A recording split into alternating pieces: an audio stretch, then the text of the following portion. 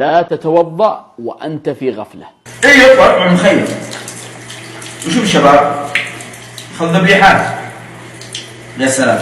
أنا بوجه السؤال للجميع وأنا أولكم، كيف نتوضأ؟ هذا واحد يسأل صاحبه، قال له كيف تتوضأ؟ قال أتوضأ زي ما يتوضأ الناس، ثم انسكت وابتسم. قال له كيف يتوضأ الناس؟ أنتم عارفين أنه بعض الناس يتوضأ وهو يتكلم أو يضحك أو يغتاب أو فيها نميمة، وهذه مصيبة. فرد عليه قال له إذا كان أنت تضحك وتسولف في الوضوء أنا لا أخشع في وضوئي، فأجد للوضوء حلاوة ومتعة. يقول الرسول عليه الصلاة والسلام إذا توضأ العبد المسلم أو المؤمن فغسل وجهه خرج من وجهه كل خطيئة نظر إليها بعينه مع الماء أو آخر قطرة من الماء، فإذا غسل يديه ورجليه خرجت خطاياه التي بطش بها بيده أو مشى إليها برجليه مع الماء أو آخر قطرة من الماء حتى يخرج نقيا من الذنوب، وهذا في صحيح مسلم. الله ما أعظمك في الوضوء، بس تحسن الوضوء تخرج خالي من الذنوب. يقول ناظر فيني بتعجب وقلت خليني أزيد. قال والله لو تستشعر هذا الوضوء وأن له حلاوة ومتعة. يقول فنظر إلي مبتسما قال والله إني من سنوات أغسل أعضائي عادي كأنها حركات وروتين أسويه وأنصرف إلى المسجد.